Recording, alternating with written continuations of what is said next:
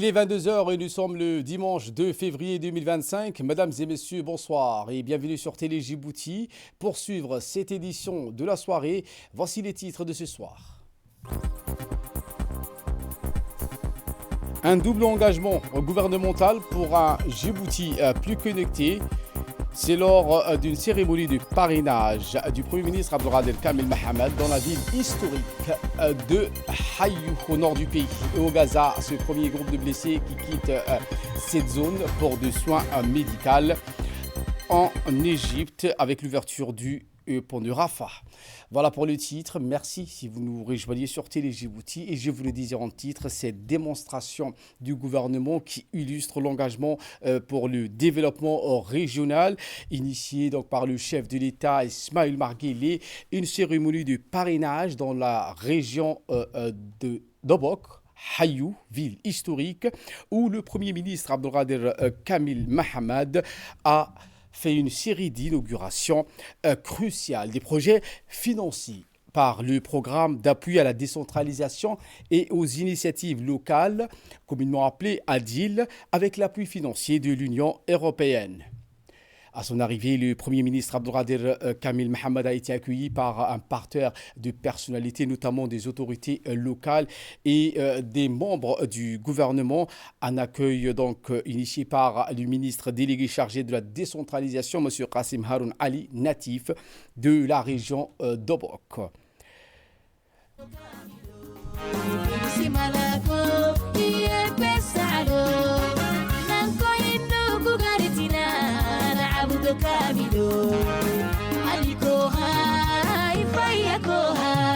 Le Premier ministre Abdelkader Kamel Mohamed, le ministre délégué chargé de la décentralisation, M. Qassim Haroun Ali, a procédé samedi 1er février 2025 à une série d'inaugurations de projets réalisés par le Conseil régional d'Obok dans le cadre du programme d'appui à la décentralisation et aux initiatives locales financées par l'Union européenne. À son arrivée à Obokville, le Premier ministre a été accueilli par le ministre délégué chargé de la décentralisation, ainsi que les autorités locales, le président du conseil régional, les parlementaires.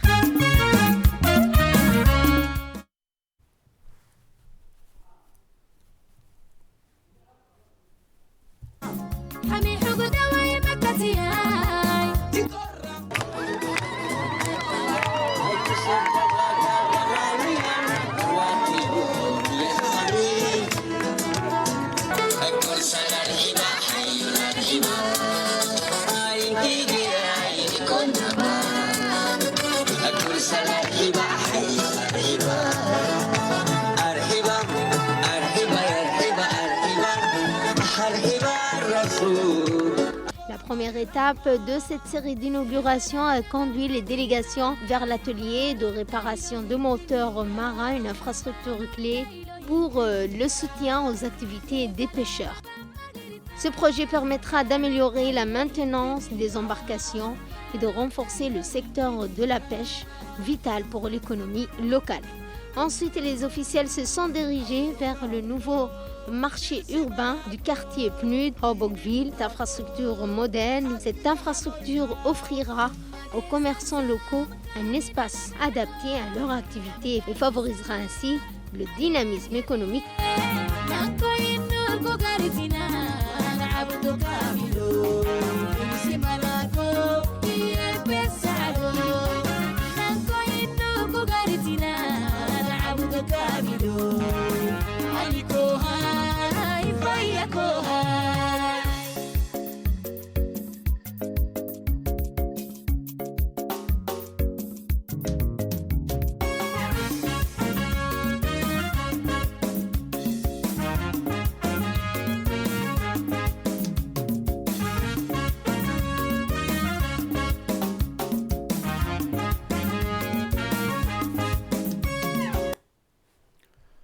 Eh bien, une fois cette série inaugurale à Obokville terminée, un événement aussi plus important a eu lieu dans les localités de la région de Hayou, notamment dans la localité d'Orobor. Là, le Premier ministre Abdelkader Kamil Mohamed a procédé à la révélation de la plaque symbolisant la réhabilitation de la piste rurale au rebord Médéhou. Ce projet d'infrastructure crucial vise donc le désenclavement des régions rurales.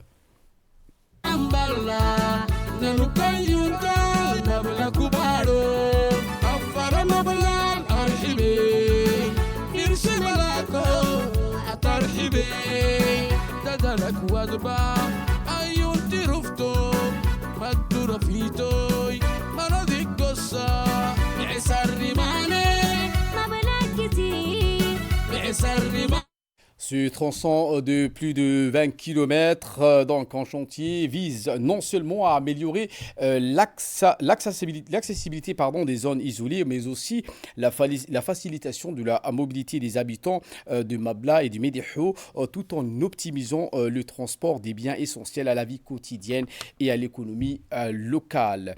Une piste réhabilitée qui symbolise l'engagement de notre pays à briser l'isolement géographique et à favoriser l'intégration économique et sociale de ces communautés vivant dans les zones reculées du pays, notamment à Médéhou et à Mabla. La journée donc s'est poursuivie dans la localité de Médéhou avec une cérémonie grandiose orchestrée pour célébrer cet accomplissement, et ce en présence des autorités locales, des communautés directement bénéficiaires. Un événement qui a non seulement marqué la vie d'une phase de travaux, mais aussi ouvert la voie à des nouvelles perspectives de développement, de coopération, de prospérité pour les habitants de la région de Hayoun, notamment ces localités, en l'occurrence Médéhou, Mabla et Orobor. L'inauguration, un pas de plus vers l'ambition nationale de construire un Djibouti plus connecté où chaque citoyen peut espérer un avenir meilleur grâce à des infrastructures de qualité.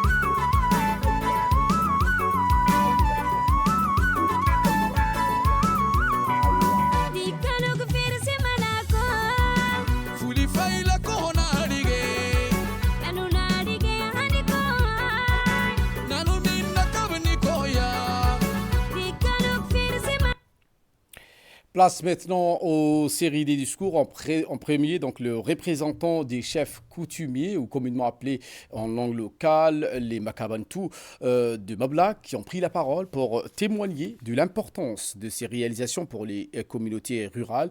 Les chefs coutumiers ont souligné le rôle crucial de ces infrastructures dans l'amélioration des conditions de vie et ont exprimé leur gratitude à l'égard des autorités du pays et partenaires ayant rendu ces projets possibles.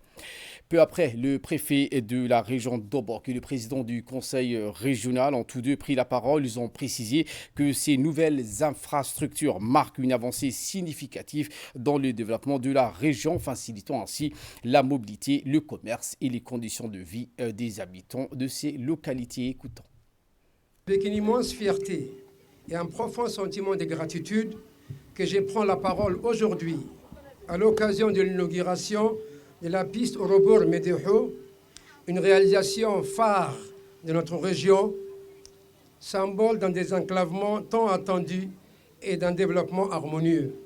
Le conseil régional de Bok vient de clôturer la phase 1 du programme ADIL, aujourd'hui sous le haut patronage de son Excellence le Premier ministre Abdelkader Kamil Mohamed, à qui, au nom des élus locaux et au nom de la communauté de Médéhou, tous ensemble, je voudrais ici réitérer à Médéhou ma profonde reconnaissance et gratitude. Il s'agit ici de l'inauguration des ouvrages tels que l'atelier de réparation des moteurs marins pour les pêcheurs d'Obok et de Tadjoura, un marché urbain à la cité PNUD, une décharge clôturée avec des fosses de 9000 m² et acquisition de 2 tricycles de ramassage. Et enfin, là où nous sommes, la réhabilitation de la piste Orobor et Médéhou. Je tiens à remercier l'ensemble des partenaires, notamment l'Union européenne, pour leur contribution financière déterminante. Cet exemple de coopération internationale démontre l'efficacité des efforts conjoints pour améliorer le quotidien de nos concitoyens. L'inauguration des voies d'accès que nous célébrons aujourd'hui représente bien plus qu'un simple aménagement routier. C'est une avancée majeure pour la mobilité de la population, un levier essentiel pour le développement économique et social de notre région.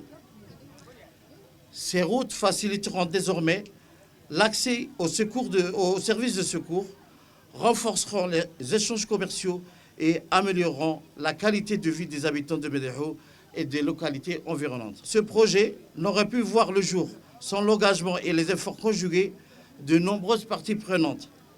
Nous exprimons notre profonde gratitude aux membres du gouvernement, à nos parlementaires, aux partenaires techniques et financiers, et ainsi qu'à tous ceux qui, de près ou de loin, ont contribué à sa concrétisation. Leur dévouement illustre parfaitement l'esprit de solidarité et de collaboration qui guide nos actions en faveur du développement de notre région. Ensemble, poursuivons cette dynamique pour bâtir un avenir meilleur pour nos populations. Les partenaires, donc, qui sans eux, ce projet n'aurait dû jamais voir le jour, ont également pris la parole. En l'occurrence, le représentant d'Expertise France et l'ambassadrice de France à Djibouti. Les partenaires ont donc exprimé leur satisfaction quant aux avancées réalisées grâce au programme du nom de Adil. Les partenaires ont souligné la coopération fructueuse entre les autorités djiboutiennes et les bailleurs de fonds. Voici les propos.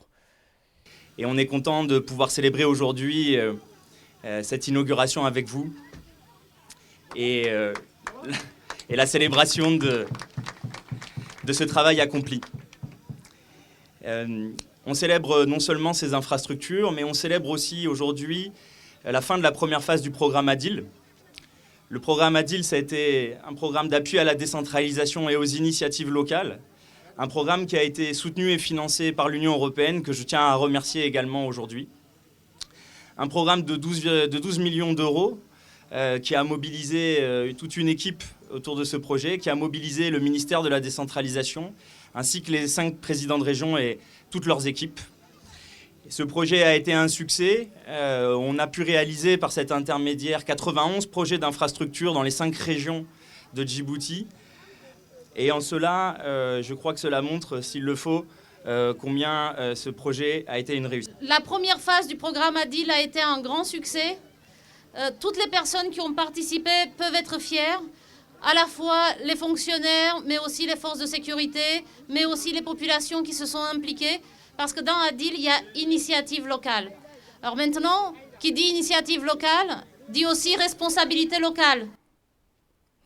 Et les membres du gouvernement ont également pris la parole en premier. Le ministère technique, notamment le ministre des Infrastructures et de l'Équipement, M. Hassan Hamad Ibrahim, qui s'est réjoui lors de sa prise de parole de voir ces projets aboutir dans le cadre des efforts du gouvernement pour moderniser les infrastructures et désenclaver les zones rurales. Écoutons M. Hassan.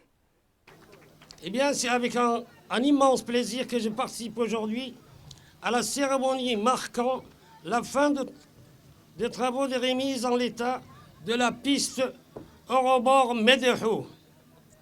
La portée de cette réhabilitation dépasse le simple cadre infrastructurel. Il représente un jalon essentiel dans le développement durable de la région d'Obok. Les gouvernements de Djibouti accordent une importance capitale au développement des infrastructures routières, en particulier dans les zones reculées de notre pays. Nous sommes convaincus qu'une meilleure connectivité est le moteur du développement économique et social. C'est pourquoi À travers ces projets, nous souhaitons renforcer l'intégration des régions éloignées et améliorer l'accès des populations aux services de base, tout en stimulant les activités économiques locales. Le parrainage de la cérémonie par le Premier ministre témoigne de cette forte conviction. Les travaux ayant consisté en la remise en état d'une piste de 22 km comprenant 12 radiers ont été initiés par le Conseil régional de Boc, qui a su identifier les besoins cruciaux en matière de mobilité pour ces populations. Cet engagement des autorités locales témoigne de leur volonté de répondre aux attentes des citoyens de localités de départ et celles d'arrivée, y compris celles des populations de localités traversées par cette piste. C'est en termes d'accès aux services de base, de l'éducation et de santé, pour ne citer que le plus important. Qu'il me soit permis d'exprimer au nom du gouvernement de Djibouti et à mon nom personnel nos plus vives félicitations aux initiateurs précités et notre gratitude aux partenaires privilégiés qu'est l'Union européenne. L'agence djiboutienne de route, dont l'expertise a été déterminante au succès de ces travaux de réhabilitation, continuera quant à elle de poursuivre sa mission de désenclavement de la région. Elle accompagnera les autorités locales et les populations pour finaliser les travaux de la deuxième phase déjà programmée. Ce fut donc le tour du ministre délégué chargé de la décentralisation, M. Qassim Haroun Ali, natif de la ville historique de Hayou, qui a d'emblée, dans ses propos, remercié le Premier ministre pour son haut patronage et son engagement constant en faveur de la décentralisation. M. Qassim Haroun Ali a souligné que ce projet illustre parfaitement la politique nationale de développement régional inscrite sous l'impulsion du chef de l'État, Ismaël Marguilly, et mise en œuvre avec la collaboration des partenaires techniques et financiers. Écoutons la suite.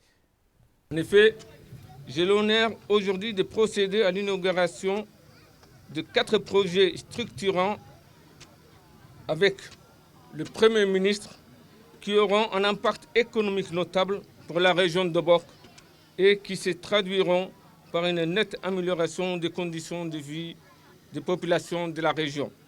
Si je reviens aux 4 projets que j'ai l'honneur d'inaugurer aujourd'hui avec le Premier ministre, l'atelier de réparation des moteurs pour les bateaux va faciliter les conditions de travail des pêcheurs obokois qui n'iront plus au Yémen ou à Djibouti-Ville pour réparer leurs moteurs. Les pêcheurs obokois seront plus productifs et le prix des poissons, je l'espère, sera revu à la baisse au bénéfice de la population obokoise. En outre, l'atelier va générer les recettes pour le conseil régional qui verra son budget augmenter. Le second projet, celui des marchés urbains, va contribuer au développement de l'économie locale et une hausse du budget du conseil qui percevra des loyers pour les marchands qui utiliseront ces infrastructures. Le troisième projet, à savoir les décharges pour les déchets, va améliorer l'environnement de la ville d'Obok. Le quatrième projet dont nous parlons aujourd'hui porte sur la réhabilitation, et c'est la raison pour laquelle nous sommes ici à Médého, porte sur la réhabilitation des pistes Eurobor Médého. Ce nouveau réseau de pistes va permettre à la ville d'Obok d'être connectée à son arrière-pays. Il va faciliter la circulation à l'intérieur de la région et désenclaver toutes les populations qui vivent dans le secteur de Mobla, ce qui se traduira par un développement de l'économie locale et de l'amélioration des conditions de vie des populations. Je tiens à préciser que le programme d'Adil est le résultat d'intenses négociations que notre pays a menées avec l'Union européenne conformément aux orientations indiquées par la feuille de route assignée au gouvernement par le président de la République, son Excellence Ismaël Omar Guelleh.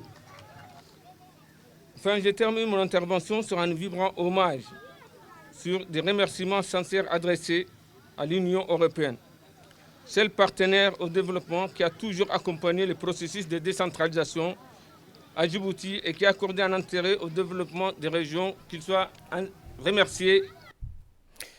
Clôturant donc cette série des discours, le Premier ministre Abdelkader Kamel Mohamed a également pris la parole.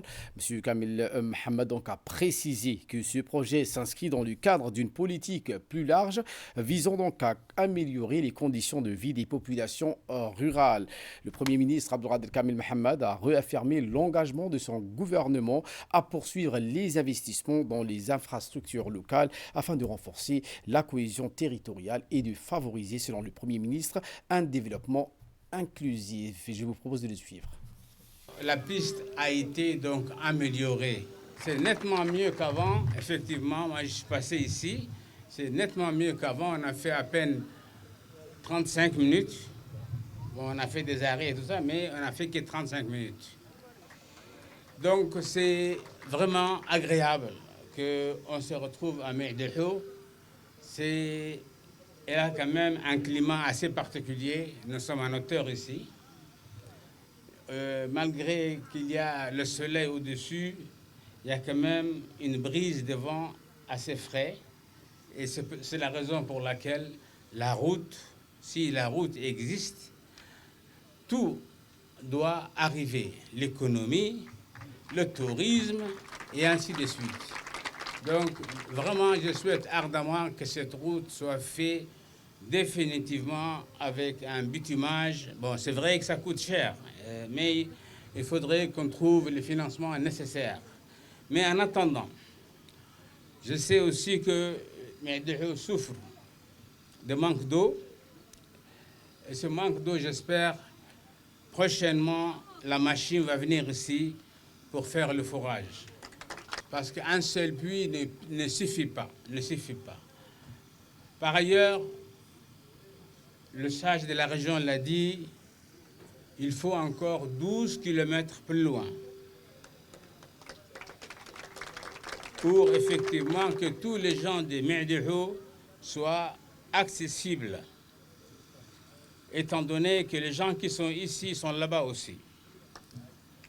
Ceci étant, je voudrais ici sincèrement remercier tous les gens qui ont contribué à améliorer cette piste, notamment ceux qui l'ont financée, ceux qui ont expertisé la route, ceux qui ont financé, c'est l'Union européenne, ceux qui ont expertisé, c'est Expertise France, dont la représentante de la France, Madame l'ambassadrice, est là, et l'ADR surtout, qui, avec ses machines, avec son personnel, a travaillé très dur pour qu'aujourd'hui on voit cette route améliorée. Voilà donc ce qu'on pouvait dire sur ce chapitre d'inauguration des projets à Hayou qui marque donc une étape décisive pour cette région historique. Également dans l'actualité de ce 22h, le président de l'Assemblée nationale, M. Dileita, Mohamed Dileita, a reçu le directeur adjoint du Bureau régional des États arabes de l'UNFPA, Fonds des Nations Unies pour la population, M. Dominique Allen. Discussion entre les deux hommes qui portaient sur les divers aspects de la coopération existante entre notre pays et le Fonds des Nations Unies pour la population. Le président de l'Assemblée nationale, M. Dileita, Mohamed Dileita, a assuré donc le directeur du Fonds de soutien de l'Assemblée nationale afin de lui permettre d'accomplir sa mission de travail dans les meilleures conditions. Un événement qui a vu la participation de Mme Safia Elmi, première vice-présidente, et M. Omar Ahmed Waïs, deuxième vice-président, et d'autres responsables du président de l'Assemblée nationale. Et voilà qui nous ramène de parler du ministre des Affaires étrangères et de la coopération internationale et donc candidat à la Commission de l'Union africaine, M. Mahmoud Ali Youssouf, qui a été reçu donc en Égypte par son homologue égyptien Badr Abdel Haïti. C'était donc ce dimanche matin au bureau de son homologue égyptien des Affaires étrangères au Caire. Le ministre accompagné par M. Ahmed Ali Bari, ambassadeur de notre pays au Caire, et représentant permanent auprès de la Ligue arabe, ainsi que M. Mohamed Ibrahim Roblé, conseiller consulaire de l'ambassade, ainsi que Ousmane Bourré, conseiller financier et administratif à l'ambassade. Lors de la rencontre, les deux ministres ont discuté des développements régionaux dans la Corne de l'Afrique et la mer Rouge, ainsi que le rôle des deux pays dans le renforcement de la sécurité maritime et la protection des voies de navigation internationale dans la mer Rouge. Les deux hommes ont également abordé le soutien aux efforts de la Somalie dans la lutte contre le terrorisme et le rétablissement de l'autorité de l'État sur l'ensemble de son territoire dans le cadre de la contribution des deux pays à la nouvelle mission de l'Union africaine pour soutenir la stabilité en Somalie. Eh bien, le ministre des Affaires étrangères de la coopération internationale, porte-parole du gouvernement, Mahmoud Ali Youssouf, a été également reçu par le président de ce pays, M. Abdel Fattah al-Sisi, au palais présidentiel du Caire. Accompagné par une délégation de haut niveau djiboutienne, le ministre des Affaires étrangères de la coopération a transmis les salutations fraternelles et les considérations distinguées du chef de l'État, Ismaël Marguilé, à M. Abdel Fattah al-Sisi. Il a réaffirmé l'engagement ferme de notre pays à consolider et approfondir ses relations avec l'Égypte, soulignant l'importance de la coopération bilatérale pour les deux nations. Dans le cadre de la lutte contre la contrebande sous toutes ses formes, les gendarmes de la brigade d'Anguilla ont procédé à l'interpellation d'un individu suspecté de trafic de contrebande de cigarettes. Lors d'une perquisition minutieuse menée dans sa boutique, le suspect, les gendarmes ont découvert au quartier 6 cartons de cigarettes de marque Business Royal introduits illégalement sur notre territoire. L'individu a été interrogé et a reconnu le fait qui lui sont reprochés. Il a été placé en garde à vue à compter de la même date et une enquête a été ouverte par l'unité. À l'issue de l'enquête, il a été déféré devant la justice pour répondre de ses actes. Et de là, nous passons en nouvelle régionale, notamment donc en Somalie, pays voisin, avec un projet de réhabilitation des routes de la capitale, notamment le tronçon Mogadiscio-Afgouye et Mogadiscio-Balad, qui a été achevé.